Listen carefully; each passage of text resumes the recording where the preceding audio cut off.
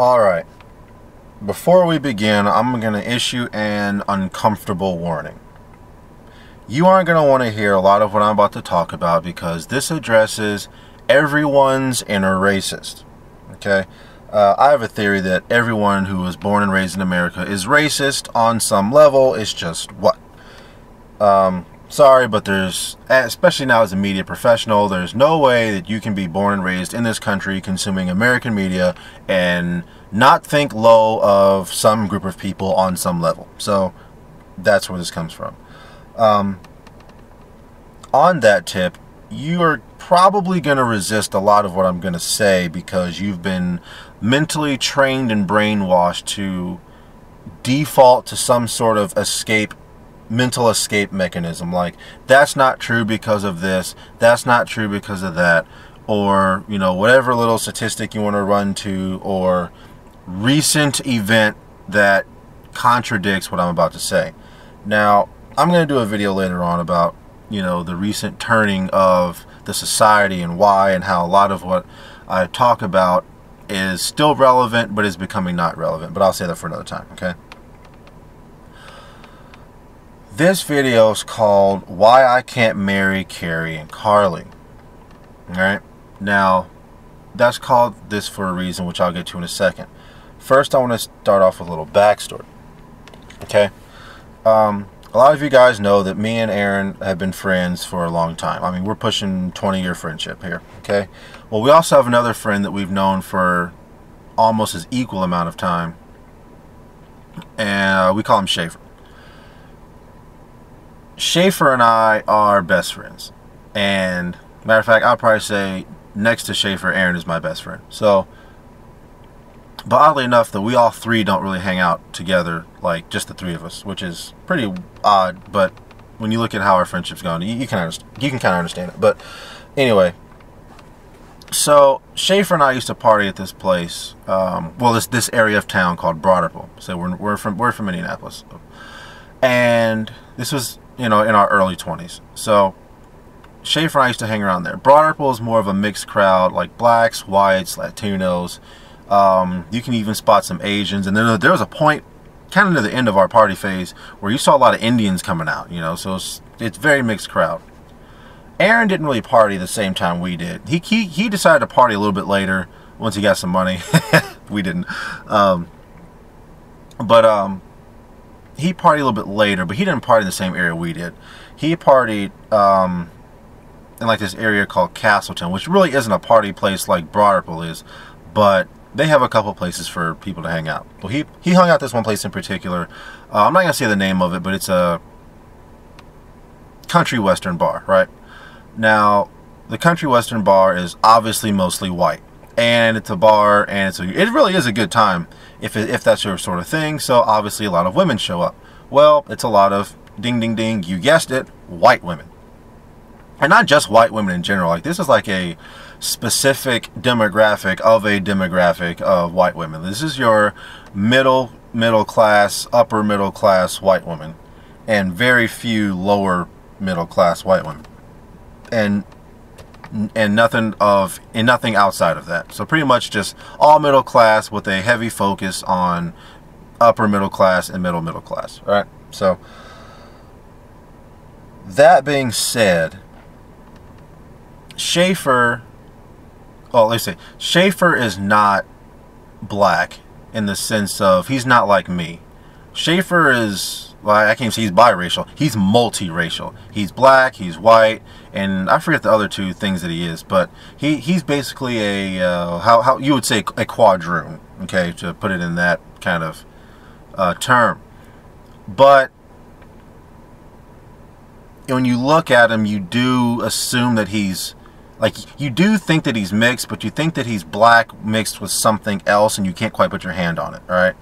So he identifies with black, and so does the government.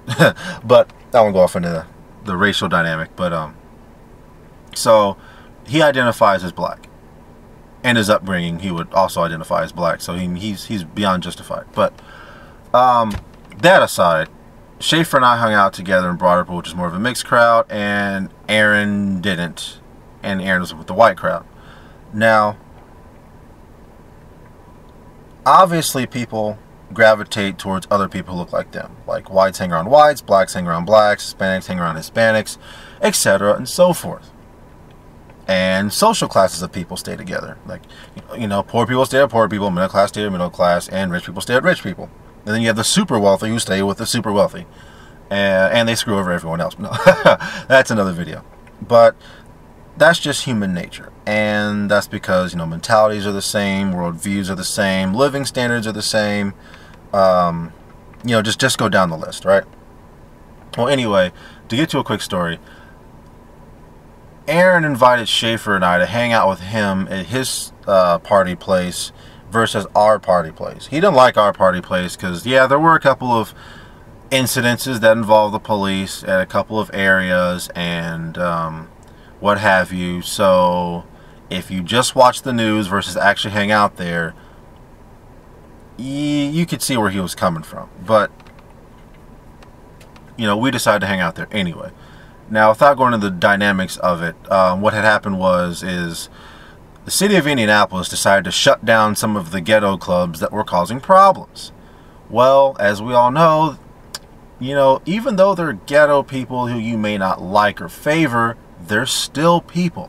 So a lot of the clubs that were shut down, the demographic of those people came right over into the Broderpool area, and it looked like there was a overabundance of lower class people, which therefore more cops get called, which therefore means more police presence and incidences, and I use finger quotes on incidences.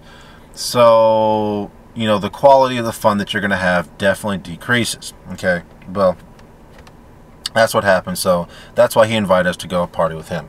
Well, we did, and like I said, where Aaron hung out was beyond mostly white. And it was the kind of white that doesn't really associate too much with other non-white people. Okay, I know that sounds racist, but that's what it is. And I told you, you're going to be uncomfortable during this video. So anyway, we hung out there. And not that I'm saying that Aaron's racist, but that was where he got his most success with attention from women, right? And Schaefer and I got more success with Broderpool, which is why we were there. So it's again, people go with people who are mostly like them, right? So that being the case, long story short, Schaefer wasn't really comfortable and never went back. I had gone back a few times. Matter of fact, when we took Schaefer, I think that was like my 6th or 7th time going. So, and I made a couple of other friends through Aaron, so I had other reasons to go back as well. Not just, oh, this is a great place. I like their music. Actually, I don't like their music, but whatever. Yeah, it's a good time. I like to hang out with people like to have a good time. But anyway, so Schaefer didn't really have a good time, so he's like, yeah, y'all can just hang out with that, and if I decide to go out anymore, I'm just going to go back to what I know because I have more fun there. I'm like, yeah, warranted. Now again, this is the end of our party phase, so we're not really like trying to go out like we used to, right? Well, in that, again, this is a few years ago, Aaron was trying to figure out why we weren't having a good time. And then I just had to be straight with him. I'm like, bro, listen. The women who go to the place where you party don't like guys like us. And we mean, and not that they don't like guys like us in the sense of, why did you bring them in here? It's just they don't identify with us. They don't gravitate towards us. And if they do, we're just sort of that night's interest, or that night, and that doesn't mean going home and having sex. It's just like, sort of that night's attention, and oh, I'll feel it out. Nah, not my thing. I'm keeping it moving, right? And he knew what we were talking about at the time, but I don't think he really understood, right? Now, this is what I want to say. The devil in that story that a lot of you have probably caught on to now is that beyond what people say and think, people stick together. Whites stay with whites, blacks stay with blacks, Hispanics stay with Hispanics, and we can all point to the interracial couple of whatever race, but That's the fact of the matter. Not a lot of people date and marry outside their race, which gets me to the title of this video. Why, or title of this video, I can't marry Carrie and Carly. Okay, I'll get to who Carrie and Carly are here in a minute, but I'm going to speak to some truths real quick about the world, or about at least the American world, right? And I want to issue this warning to everyone saying, you know, be careful of the media you consume, because it really does shape your worldview. It shapes the way you think and feel about the topics and issues that you deem important. Okay, it shapes your idea of a wealthy, stable family. Like, take the term Hispanic. What do you think of? Think of the term African. What do you think of? Okay, see, I already know what you think. And we have this unspoken understanding when I use those terms, don't we? Okay, well, that's because media shaped that worldview, right? Now, if you're listening on YouTube, pay attention, because I'm gonna put some pictures here to show you what I'm talking about, right? Now, here's another unspoken truth, is that there's a visual social hierarchy in America, and I'm going to try to go into it as best as I can, right? As far as race is concerned, lighter is better, okay? White is at the top, followed by fair-skinned, dark, and then black, okay? Now, lighter is better has to do with everyone else but white people. Now, if you're listening on, if you can stop and listen on YouTube, or if you can stop and see what I'm talking about, I'm going to break down sort of the subsection of white, because lighter is not better with white.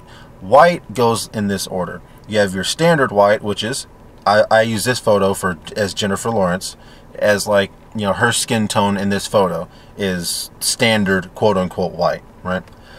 Then you have your sun-kissed white. That's how Mila Kunis looks in this picture. And then we move on to pale, which is Rachel McAdams, Anne Hathaway kind of skin color. This is Anne Hathaway.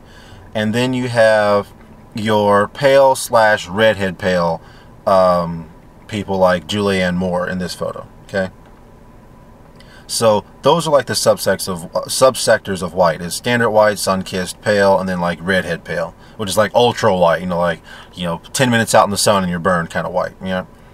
But as far as America is concerned, is you have white and all the subsects of that. Then you have fair-skinned. Now, fair-skinned are your typically biracial people, like your Halle Berrys, your Jessica Albas, your chick from Sin City, Rosario Dawson. I'm not having photos of those because you kind of, you know what fair-skinned is. Like Halle Berry, Jessica Alba, like fair-complected, mixed-ish looking skin color. Then you have dark, which is your Denzel Washingtons, your Blair Underwoods, stuff like that. You know, like they're black. You know, like, okay, obviously, or they're dark skinned, right? And then you have black, like black. Those are your Wesley Snipes, Tyrese.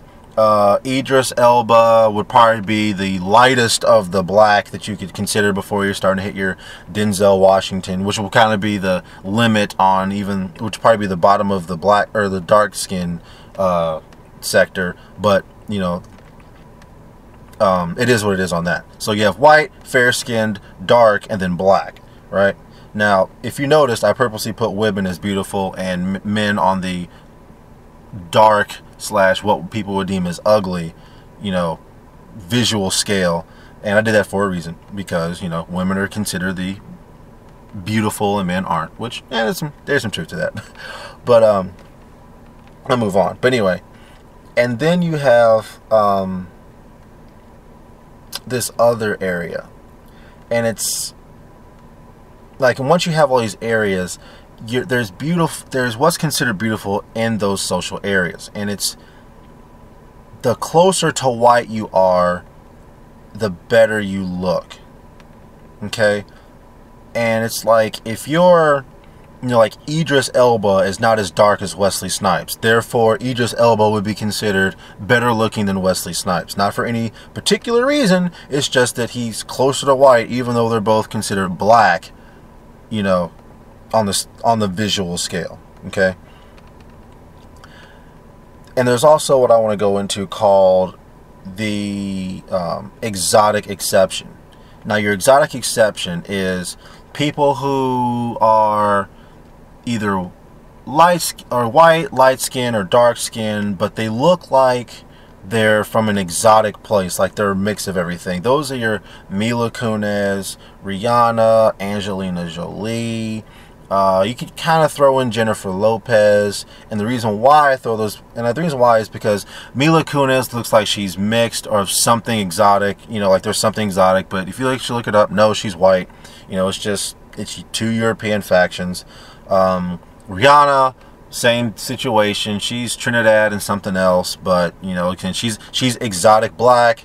Angelina Jolie, they say she's Native American, which you can look up her background and you can say whatever you want, but she's really white, but she looks like she has something in her, so she gets that. Jennifer Lopez is Puerto Rican, which is not Mexican, so I threw her in there just for exotic exception. You know, she's the exotic exception for Hispanics, but she's lighter skinned and closer to white, therefore she gets, you know, elevated amongst your typical Puerto Rican. People who are more white than others are classified as higher. Okay, now this goes again into the racial categories that I laid out before. Meaning, like, let's go with two mixed people: Halle Berry in her prime versus Jessica Alba. Jessica, while they're both black-white mixes, Jessica Alba looks more white than Halle Berry. So Halle Berry falls to Jessica Alba because Jessica Alba's more white. We can go with, here we go, biracial Cameron Diaz, white and Hispanic. Now, Cameron Diaz is clearly a lot more white than Jessica Alba and Halle Berry.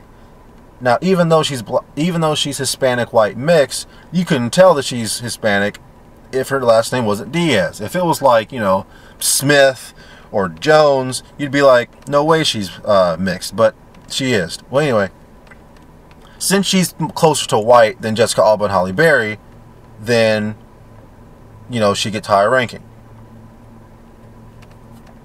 Now, I know some would probably say that's not a fair comparison, but okay, let's go with Cameron Diaz over Halle Berry and Mariah Carey over Rashida Jones. Rashida Jones is Quincy Jones' daughter, for those who don't know.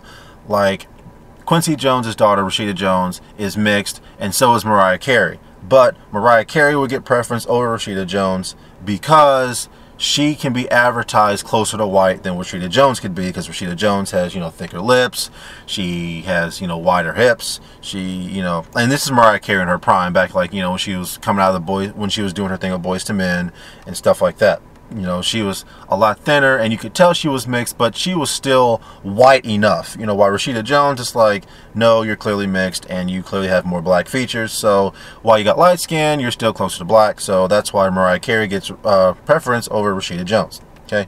Anyway, so that's the race tip. Now I want to go into social class, and social class is always wealthier is better. You know, again, regardless of skin color, now we're just talking about wealth, like upper class versus lower class, middle class, etc., so forth. All right. There's a dynamic of this that needs to be addressed, okay? And Sergeant Willie Pete talks about this as well. And it's women who live in good communities are typically better looking than women who live in bad communities, all right? Same goes for men. Now, cuties can still be found in bad areas, but it's just not as plentiful as, you know, it would be for another community. Meaning, a girl from the upper class, regardless of race, would look a lot better than a girl from the lower class, regardless of race. And that's one of those things that isn't really compared. Like when a lot of sisters are out there talking about, like, you know, like the classic, you know, you just want to be with white women. You know, it's like, you know, and again, SWP referenced this in one of his videos. It's like, well, you're not really comparing the same thing, because you're taking a black girl from the hood and comparing her to a white woman from like the middle or upper middle class area. And it's like, yeah, I mean, they do look better, but it's not that they're intrinsically better because of their white skin. Like, it has nothing to do with that. But, you know, I'm probably going to do a later video on that anyway. But anyway, to get back on point, it's just, you know, the wealthier you are, the more you're seen as better because of your wealth. You know, like, again, Wesley Snipes would be taken over your average guy with the same skin tone because he's Wesley Snipes. He's famous. He has, well, I mean, you can argue if he has money, but, you know, he still has access to money. So he has a lot more access to money than the normal guy on the street. So there you go.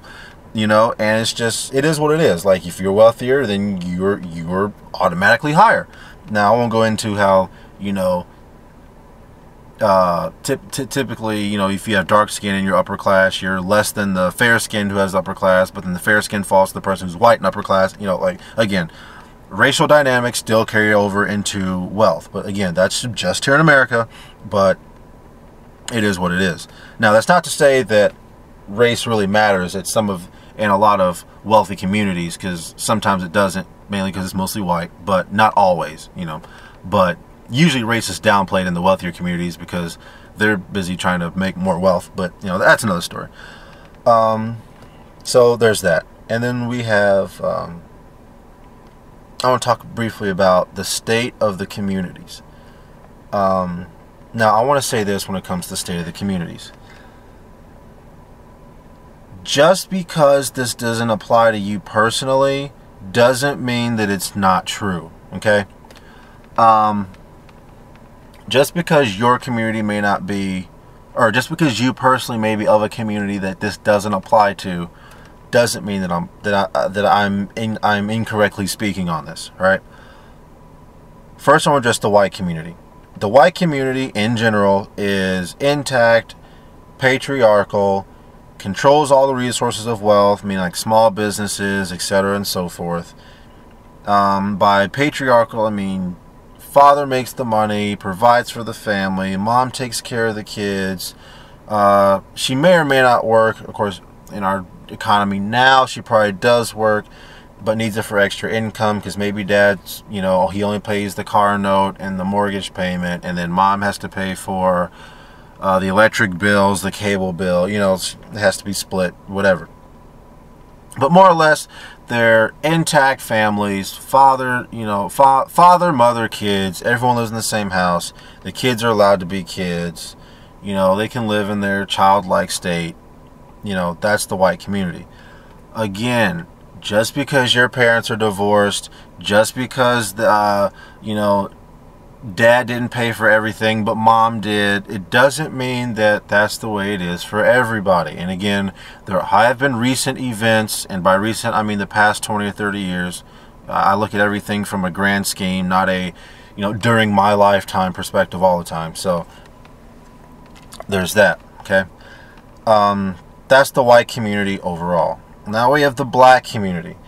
Now, again, the black community has been routinely screwed over by the white community, but that doesn't mean that all white people are bad.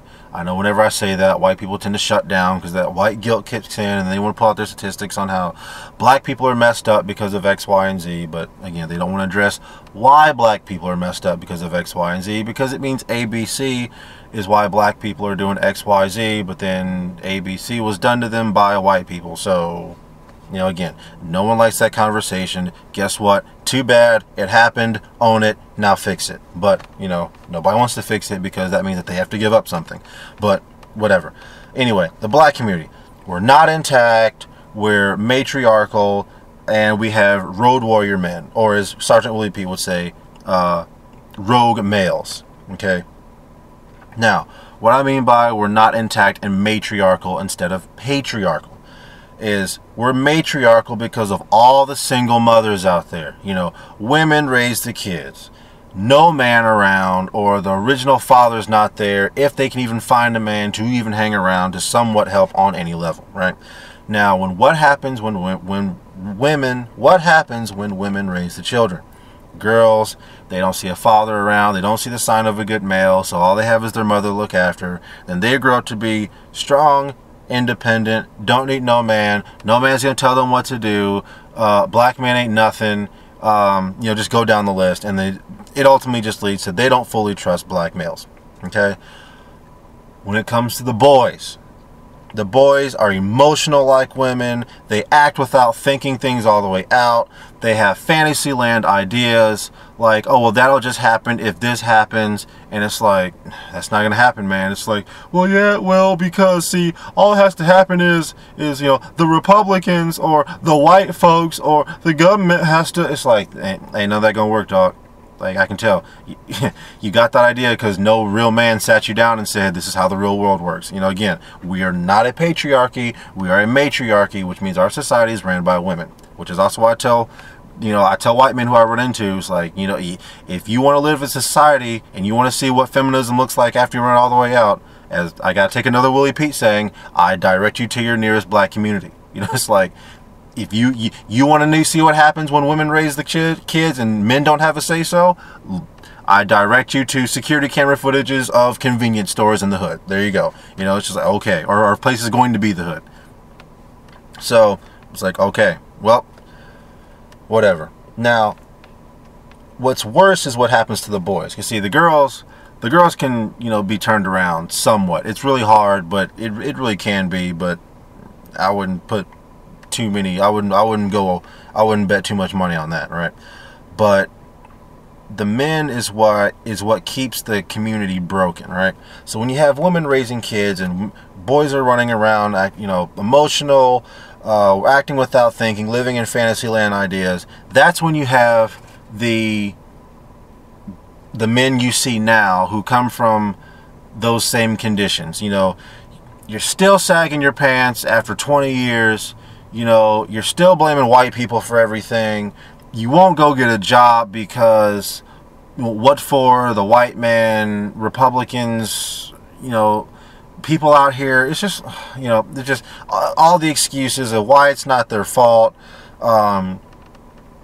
Their mentality towards life is they don't think about their future, their purpose in life, why they're doing what it is that they're doing, and making that money doesn't count as anything. It's like, come on, but again, that's how women think. Women live day to day and they don't think things out. That's what they do. That's what they are. And what happens when you have a bunch of men wandering around doing stuff like that? You have them wandering the streets, getting into trouble, getting into gangs, and then they try to, assert their manhood some way because, again, they're still male, so they want some sort of male masculinity, and that's when you have, well, I joined this gang because, those are my boys. I joined that gang because, we down. We run this. We run this out here. We run this out here. What I'm talking about? It's like you get that, and he's like, all right. Even though that lifestyle, Compton and Watts, they're like average life age 26 years old. You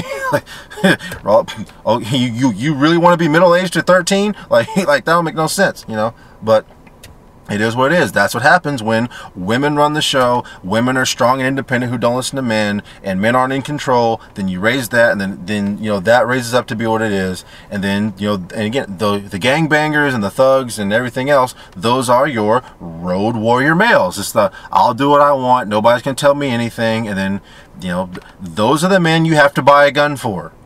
Those are the men that patriarchy protects against.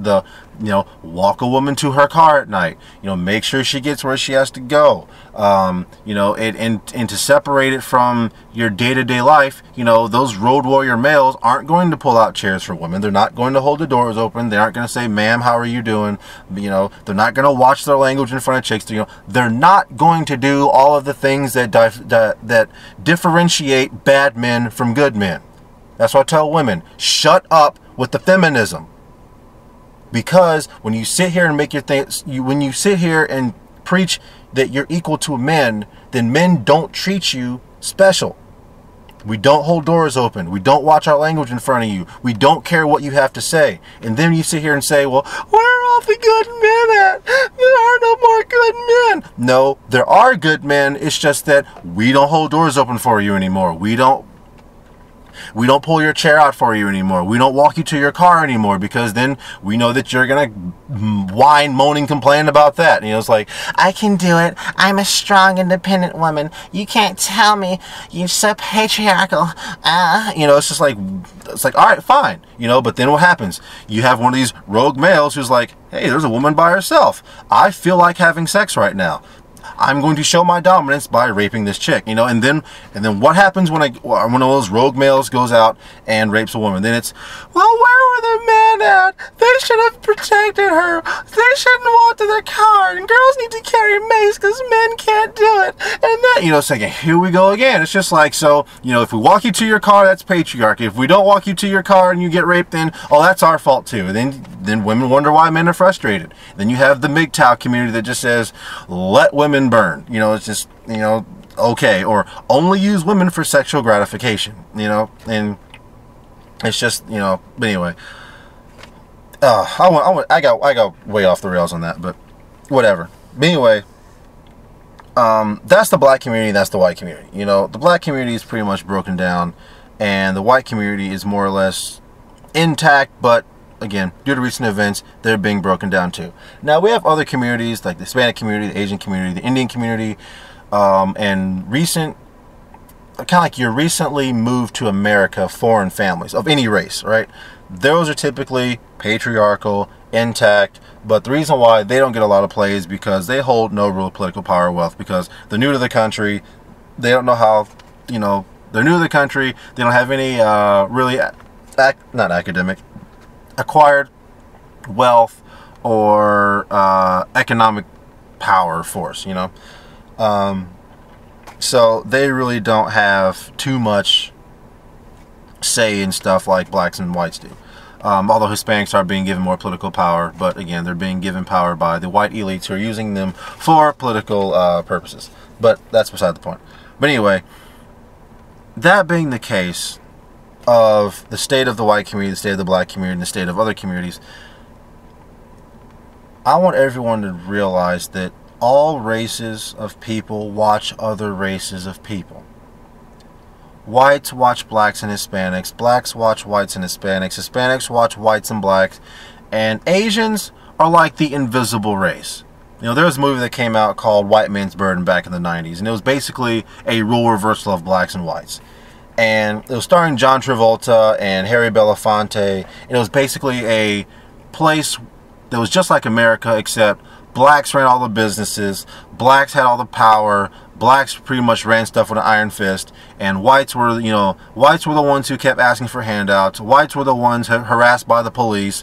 Whites were the ones, you know, and it was funny watching that movie because it was directed by an Asian guy, and seeing a lot of the stuff, it was exactly spot on. Like, you know, all the black people were like, well, if the white people just can't get their act together, then I guess they deserve to live in the hood. And I don't care what they do. Just keep it in your neighborhood. You know, all the stuff that white people will be saying about black people. And it's like, again, collectively.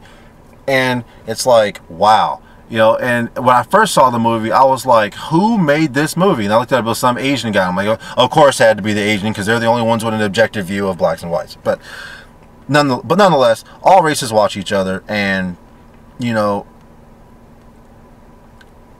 your worldview is, again, not only shaped by media, but it's reinforced by what you see out in the world. And other races, and I'm going to talk to the black community on this one, black people, other communities watch how we act. And our media image is bad. I mean, I can almost just leave it at that. Our media image is just bad. And it's not our fault because, again, we don't control our media like Hispanics control their media with Telemundo, Univision. White people control the media by way of, you know, name something not Telemundo and Univision. So it's that, you know, okay, we have BET, yay, and look at all this stuff that we argue about on BET, and then on top of that, BET is owned by who? Viacom, which is ran by who? White people. So, you know, only so much gets on television, and for further evidence of that, I direct you to the Boondocks episode that criticized BET and kind of the white structure in a way. And what happened? It didn't air on BET, so or the episode didn't air. So there you go. But again, our media image is terrible. You know, I don't even have time to go into all that because I still want to get to the point of this. But there's not enough counterexamples of good black people to counteract the bad. So that's kind of just what I want you to take away with that. On to the next point. The media trains everyone on what to desire. And again, I'm going back to the story I told about me, Schaefer, and Aaron out, and why Schaefer and I don't get the praise that it seems like we would get in that environment. Because again, I'm black, Schaefer identifies as black and looks arguably black. But you know, with this whole media culture of black men with white women, like that is the biggest boondoggle that, you know, again, in general, I'm not speaking about in recent terms, but in general, that kind of the establishment plays sort of like a, you know, they sell everyone the American dream of, you know, you can have your white house with white picket fence and white car and white wife and children all running through the sprinkler in the springtime. It's like, really? Like, in the media image they show of that, it's like, I can name a whole lot of white people who don't even have that, you know? And then the few white men who I do know who actually literally have that lifestyle are still complaining about stuff. It's like, oh, you live in the suburbs with your white wife and white kids and a nice car and a white picket fence, and you're still complaining. So it's like, yeah, some stuff ain't all it was cracked up to be. Again, I tell people, don't believe everything you see in media, you know. But anyway, but back to my point. The media trains everyone what to desire, you know, and everyone's trained to love white women, okay? And again, we got to go back to the racial structure here. White women are at the top, followed by Hispanic women, and Hispanic women mainly fall into the exotic exception, you know, again with the fair complexion or the mixing. But Hispanic women are really representative of mixed, because if you really look at it, it's just the Spanish was the conquistadors who blended with the natives, which I can do another video on where I think the native skin color comes from, because if you look around, a lot of the quote-unquote indigenous people of all of these different areas all have dark skin, and you know, it's that kind of makes you wonder, how did they get there? Why do native people normally have dark skin? And you know, but anyway, I won't go off into that. But anyway, the hierarchy is white women, Hispanic women, then you kind of have Asian women thrown in there, kind of sprinkled in there, and then black women. Now, when I say black women, I just mean very dark-skinned women, period. I mean, that's not just limited to African Americans. That's Indian women. I remember my job, I did this thing for a Hindu temple, and there was like a lot of Hindu people there, you know, they're from India, and their skin was as dark, if not darker. Probably, no, a lot of them even had darker skin than me, and it was like, wow, you know, like that's not what the media shows us when we say Indians. You know, like every now and then one of them will sneak on there. It's like, oh yeah, they're Indian, but then they'll move on and show you the light-skinned, you know, Indian that they want shown over here, you know. But whatever. So that's the hierarchy, is, you know, whites, fair complected, Hispanic, mixed, you know, whatever, Asian women, and then black, you know, African American, dark skinned women, you know, dark skinned women in general. It doesn't matter what their complexion is or what their actual ethnicity or racial background is. It's just, if their skin's dark, yeah, they're not attractive, right? Then we have media association that also kind of falls under what the media trains desire. All right. Now this, I'm going to go into movies. I'm going to use some examples. First off, we have our white male heroes. The white male heroes are always rescuing white female damsels in distresses. Okay, and the white males usually always get the woman at the end, right? So that's just further reinforcement that you should go after and rescue white women, because when white women are, you know, intrinsically good and just need to be rescued from whatever perils that life may offer. Then you have your black male heroes. Now your black male heroes are typically your kind of, like in Beverly Hills Cop, we had Eddie Murphy playing Detective Axel. Was Axel Foley? No, not Axel Foley. That's from Guns N' Roses. I forget his name, but it was, you know, Axel whatever. No, it was Axel Foley. That was his name. I'm thinking of Axl Rose from Guns N' Roses. Axel Foley. Well, he was just a single black guy doing what he does. You know, again, that was a comedic movie, but there really was no particular damsel in distress that he technically got. At least not that I remember. I may be thinking of Beverly Hills Cop 2. I can't remember. It's been a while since I've seen him. But anyway, when there's a black male hero, there's typically not a white woman in distress that he has to rescue that he gets at the end. Like I'll use Bad Boys. Like you had Mike Lowry, played by Will Smith, and Téa Leoni. I forgot her character's name in the movie, but Téa Leoni's character, right? Martin Lawrence, who played, what was his name?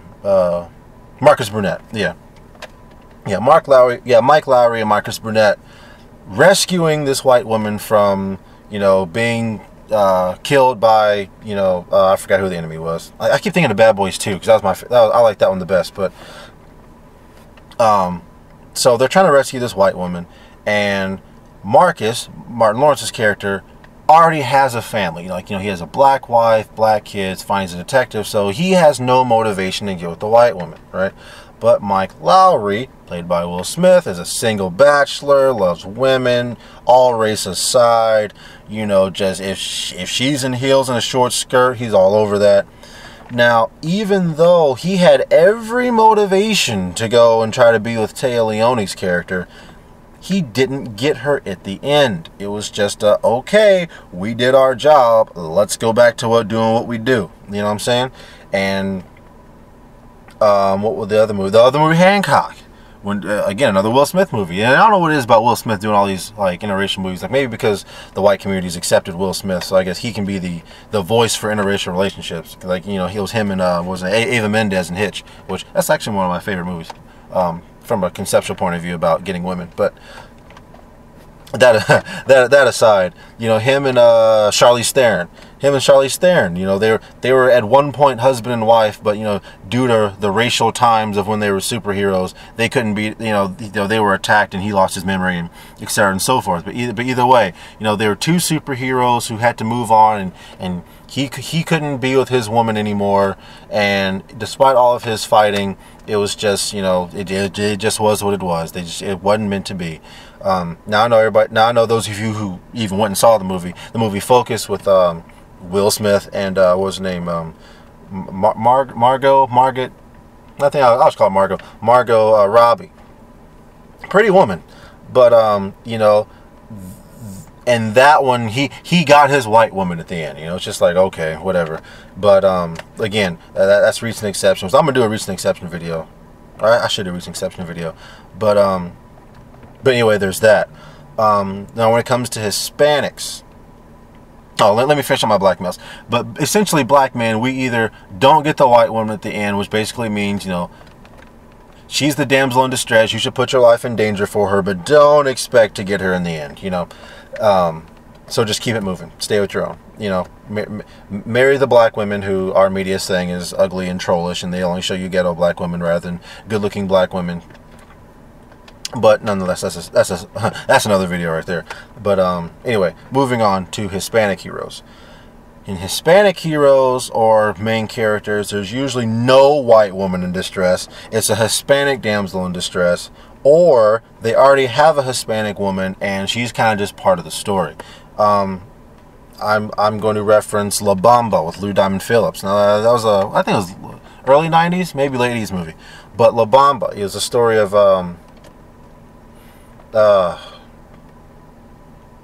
Ricky Valens, I forgot his name, but you know, the Hispanic guy who hung out with Buddy Holly, who, you know, again died early. You know, it's like, you know, he already had a woman who he was trying to build a life for, and who was sort of the, part of the reason why he wanted to do this. But through some other stuff, he lost his Hispanic woman, then he got involved with the white woman. The white woman, like, my dad won't accept you and blah, blah, blah, blah, blah.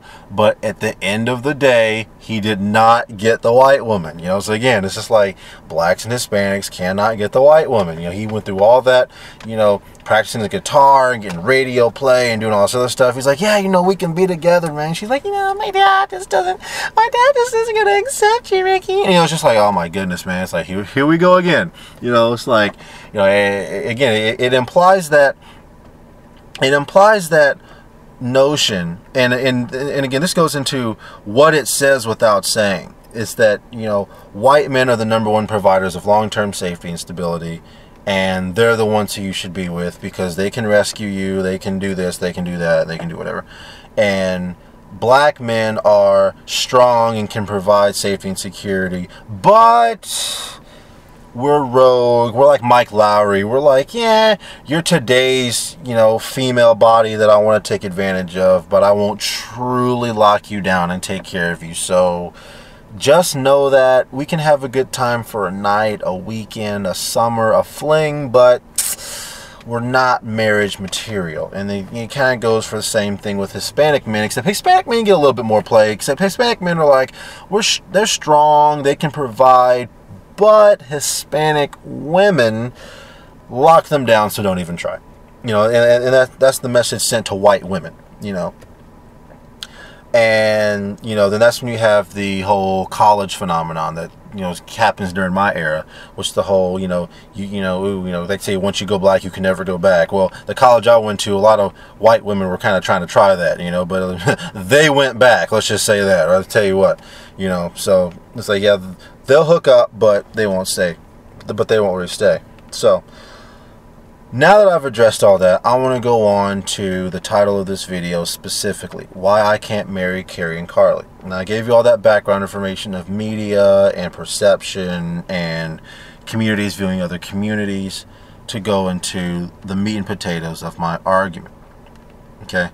I gave you the heavy appetizer, the appetizer that's so big that you kind of don't even want to eat. But anyway, so who are Carrie and Carly? Carrie and Carly are actually people I know in real life, but they represent a demographic. I hope he doesn't mind, but I'm going to do it anyway, and if he does mind, and even if she does mind, first we're going to talk about Carrie. Now, who is Carrie? Now, this isn't Carrie herself. This is what Carrie kind of looks like, okay? Blonde hair, blue eyes, but this is sort of the vibe or aura she gives off if you were to see her. This isn't her because I don't want to flash her face all over the internet. So this is kind of what she looks like. Carrie is Aaron's girlfriend. Now, we've done a video with Carrie, or a podcast with Carrie, so you guys know what she sounds like and kind of her views. Now, Carrie's from an intact patriarchal family. She's raised in the middle to upper middle class social strata, and she's from what I like to call the Quad Cities of Indiana. And the Quad Cities of Indiana are the it's the Carmel, Westfield, Noblesville, Fishers area. I won't say which one of those she's from, but let's just say that she's from that area. Up there, it's nothing but white people. Now, I mean, like 110% white. I mean, it's just like, again, it's like the place that Aaron took us to want to hang out in. It's just it's heavily white with very little representation from minorities of any ilk. But they're a little bit different than your typical area because they're hostile towards non-wealthy whites and minorities, not just minorities, But that's kind of Carrie's basic background, and I'm keeping it very basic because again I'm talking about a demographic of people. Now here's a photo of Carly. Now this photo is kind of what Carly looks like. Now Carly goes to my church. She's, again, from an intact patriarchal family, raised in, again, middle to upper middle class. You could probably even argue she's from lower upper class, but who knows. But anyway, Carly is from a white flight town or city, and a white flight city I define as, it's, again, heavily white. It's not as high end as what I like to say the Quad Cities of Indiana are, because they were formerly rural towns but have now become either suburbs or like just towns kind of on the outskirts of the city, but their population has boomed due to white flight. For those of you, well, chances are if you're listening to this video, you know what white flight is. It's, it's when, the undesired amount of minorities move into the area, so white people leave, and then it eventually becomes either a mixed neighborhood or a ghetto. But it depends. Carly is from a place where that's the case, and they're hostile. They're historically hostile towards minorities, because that's not where the rich white people live. Okay? They're the city white people who move to the rural place, to the rural town, to get away from the undesirable minorities that moved into their neighborhood. Thus, they brought with them, money from their job from the city, or they brought their small business out there, and now they've established a place out there. They've done a transfer of wealth, I guess you could say. But again, that's a white flight town. Now, this is why I can't marry Carrie and Carly, and meaning women like them.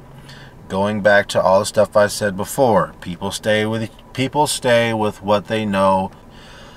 I don't look like them. Remember, I'm black. I'm clean cut, but I'm not like, black male model clean cut, like I got dreads, I got 5 o'clock shadow. Sometimes I'll let my beard grow out, sometimes I don't. It just depends. But long story short, I can't relate to anything that they do in life. Again, in their eyes. And again, in their eyes, I'm talking about demographic, not specifically Carrie and Carly. Again, I don't look like them. I don't look like their fathers. Their father, like I say, girls marry their fathers, boys marry their mothers.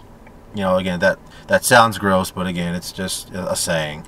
You don't actually marry your mom or dad or someone who's disturbingly like your mom or dad. You marry someone who's, very, very similar without it being creepy. Because if it was creepy, then it's like, sometimes you might get a creepy person. I know we probably all know that one person that almost literally married their mom or dad, but, or their generation's mom or dad, but, whatever.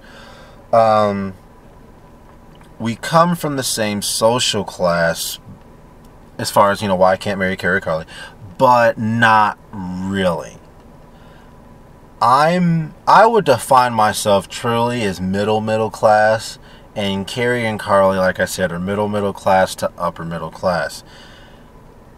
Women don't, how do I say this? Women want to marry up. That's the best way to say it. They want to marry up, or they want to make a lateral movement to eventually marry up. That's kind of Cinderella syndrome. Sort of like she views herself as amongst the townsfolk, and then she wants the Prince Charming to come down and rescue her after going to the ball, and she wants to live in the castle and be a queen. Okay, that's fine. I mean, and that's women regardless of race. All women want to be queens and beautiful and pretty, and and of course the ones who don't have a low self-esteem, and then we can go into the personal reasons as to why. But it is what it is. Why I can't have a woman like that is also because if they were to get with me, it would be a lateral movement. And again, I'm black, and the black community has been affected by feminism has taken on and been affected by feminism more so than any other culture. And what that has done, which again, I've had to train myself out of this, but again, just because I've done it personally doesn't mean that the rest of the community has. Again, you cannot use personal experience to really justify an entire group of people. But nonetheless, we've been affected by feminism, so a lot of black men view black women as their equal. And when men view women as their equal, they treat them just like other men treat other men, and therefore we expect them to behave like men. We expect them to, when work's time to be done, we expect them to put on a hard hat, put on a safety vest, get a shovel, and let's crank this out. Let's build this building. White people aren't like that, which is, I find it absolutely hilarious when when feminism has to actually be enacted by, the white women who holler and scream about patriarchy. It's like, y'all not about to do no work. Trust me. I'm around y'all all the time. You guys will sit there and holler and scream about how, you're equal to men, but then when it comes to actually busting up concrete and laying foundations and getting shovels and pickaxes out, you guys are the first ones to sit there and talk about, we'll be back when the job's done, so we can tell you if you did it right. And it's like, they ain't about to do no work. They're not about to help build. So when you have women who come from intact patriarchal communities, that's the environment that they're raised around. It's the man takes care of the business and the women facilitate. Carrie and Carrie aren't about to do no work. They're not about to come out here and get a job to help pay the bills. They'll come out here and get a job so they can sit here and say, see, I'm willing to work. Now marry me so I can stay at home and take care of the children. That's what they do. That's just how it is. So, and again, even though I've changed, it doesn't mean my community's changed. So even if I go to them with that, there's still a lot of other things. And that leads me to media association. Again, all communities watch other communities. So we have media association, where we have white men are portrayed to them as those are the men that you go after if you want to have an intact family and a good life. And white men are the ones who you look for serious relationships. White men are the ones you go to if you want, if you want that nice, stable, family unit. And, if you want the white house and the white picket fence with the white kids running through the white sprinkler, and, you gotta have a white man. It doesn't matter. It's just, because again, minority men are temporary flings, and that's just how we're viewed. Again, you can cry about it, you can whine about it, you can be upset, you can be mad, which you'll be justified in doing, but it's not going to change anything because people just don't want to change it. So, in their eyes, I am a second-class citizen. And I don't mean a second-class citizen in the sense of, like, I am a second-class citizen in the sense of, like, they really think that they're above me, but it's that passed down from previous generations and through the American history that whites are better than everyone else, and I'm everyone else and they're white. And again, they're both two blonde-haired, blue-eyed, beautiful white women, and they're the most desired group. They're the #1 most advertised and desired group. It's funny because some of my back when I was probably about 10-15 years ago, I kept, like, some of my white friends would say, blonde-haired, blue-eyed women have been proven to be the #1. Oh, great, it's starting to rain.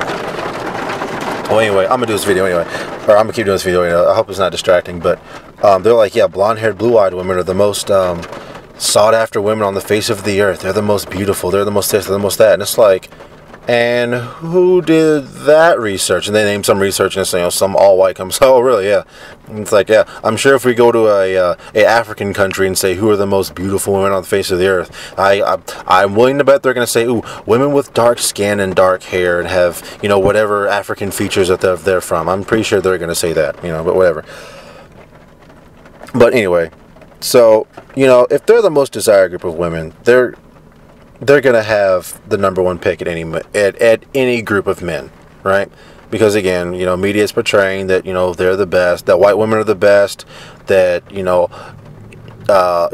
all black men want a white woman, which has been another complaint from black women to black men. It's like, all y'all wants just white women, anything but black. It's like, whatever. Again, I can do so many videos on so many things. Goodness gracious, but there's only so many hours in the day. But anyway.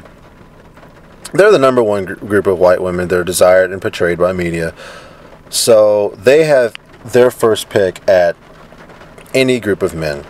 Like, they had their first pick of white men, they had their first pick at black men, they had their first pick at Hispanic men, they had their first pick at Asian men. And again, those are the men who just hop the fence. Because usually when a race of men hop the fence, it's usually the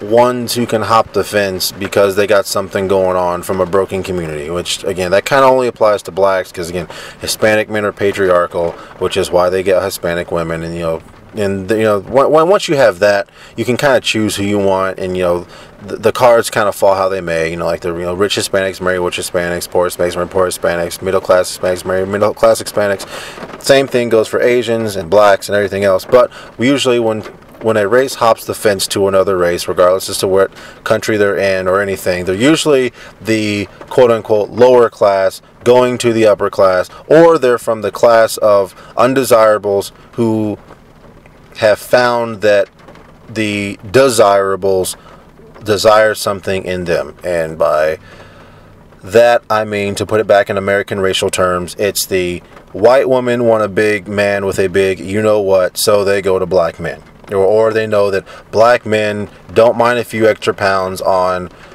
women, so the ones who are a little bit chunkier for white men to handle, they'll go to black men, even though that's actually not true. Black men don't like fat women, but that's the media portrayal. So all these women think, oh, we can just hop over to black men. It's like, I'm not going to go to the gym, I'm just going to get me a black man. It's like, you're about to get your feelings hurt. But there are those men who just think so lowly of themselves to where you'll be justified and you'll get exactly what it is that you think you're looking for. But all that aside,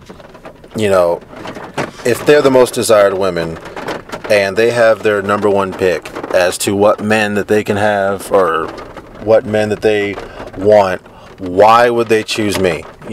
It's like, if the blonde-haired, blue-eyed woman is so beautiful, so untouchable, so desired, she can have whatever kind of guy that she wants. You know what I mean? And it's kind of like, why would she want to be with me when she can choose the white man that is portrayed to her as what you want to be with, what you want to settle down with, what you should have children with, who you should have children with? And that just doesn't make sense as to why, again, to use a Titanic example, if you can be in first class and have a stateroom and be amongst the upper crust, why would you choose to go to second class, or why would you choose to go to steerage? That just doesn't make sense, So, I mean, and when you look at it that way, how can you blame them? Like, why would you? If you can be first class, why not be first class? But, it is what it is. So, but that's just sort of the basics as to why I can't marry Carrie and Carly. It's like, I don't look like them. They, like, there's no reason for them to be with me, right?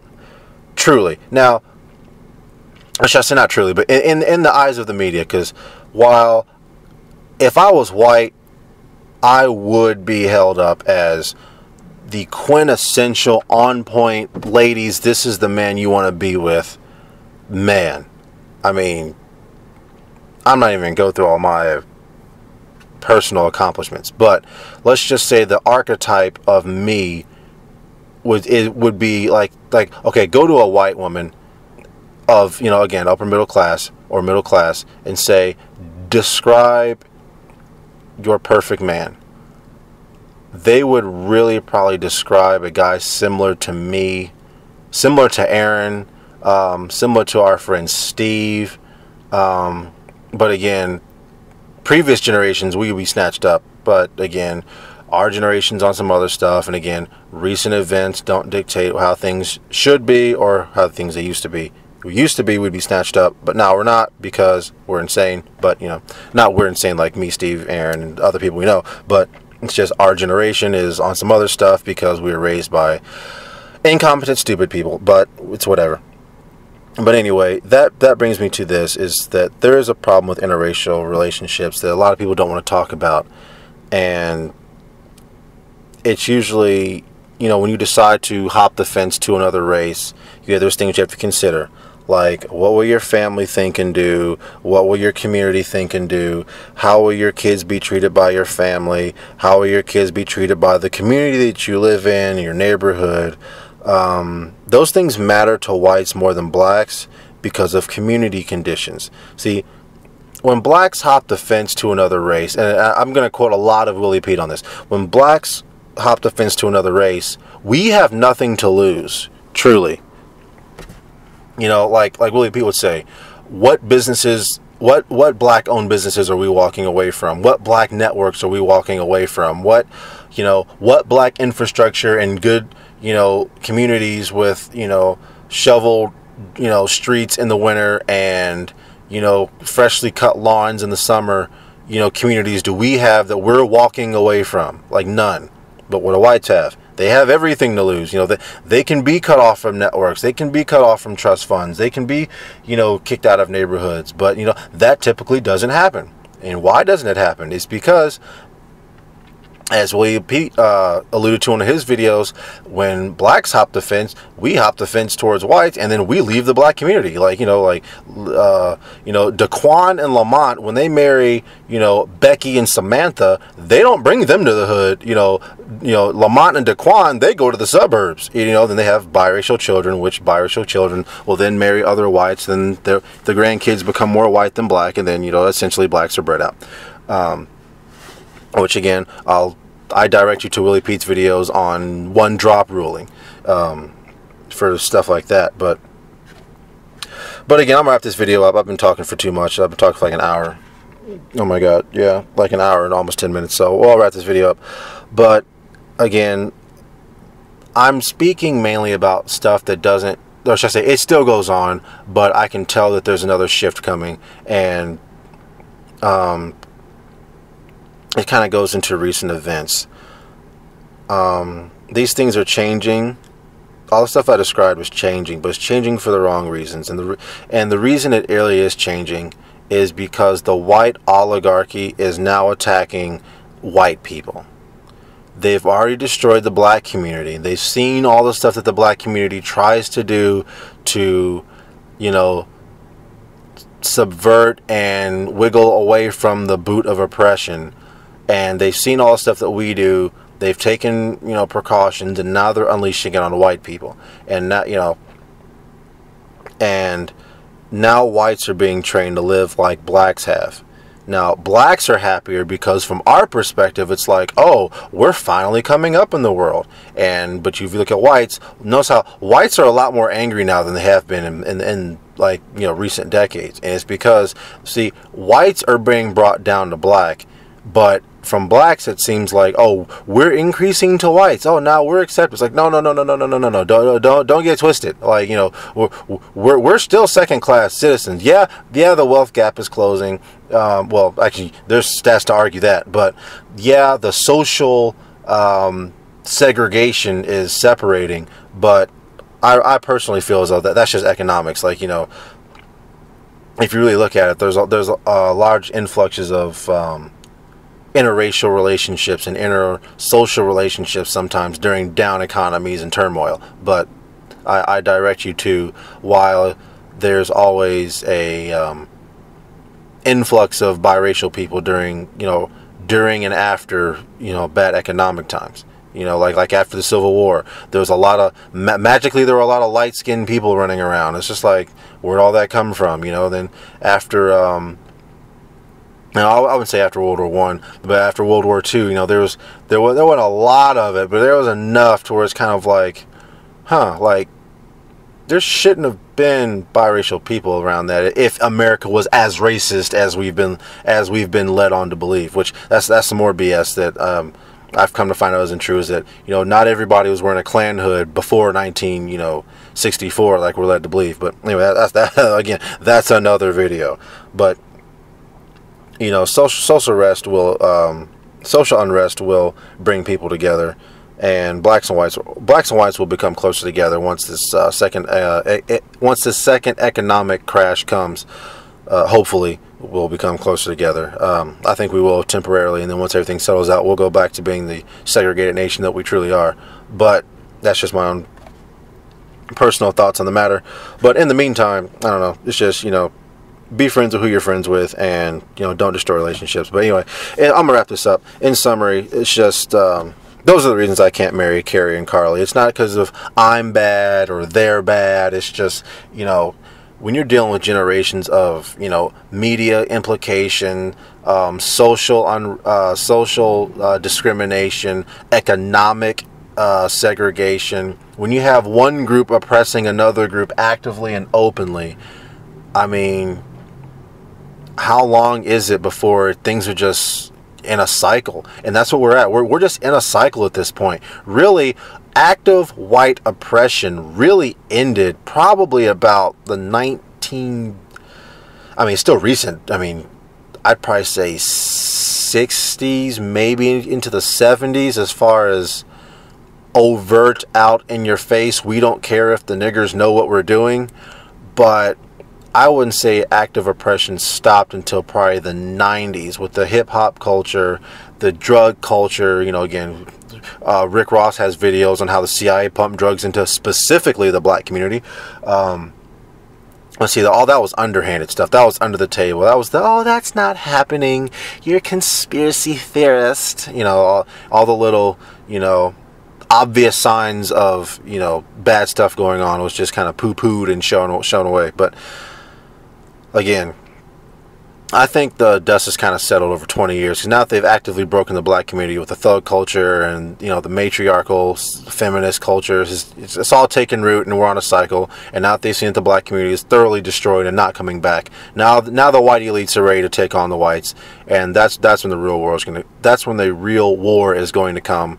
And this is going to be a social class war, because that's what it always ends up being. But anyway, those are the reasons why I can't marry Carrie and Carly. I hope I did that in a way that you can kind of understand it. I know I rambled a lot, but that's what I do, and you should know that by now. So anyway, that's why I can't marry Carrie and Carly. John from the Gen XY. Hope you have a good day. Bye bye.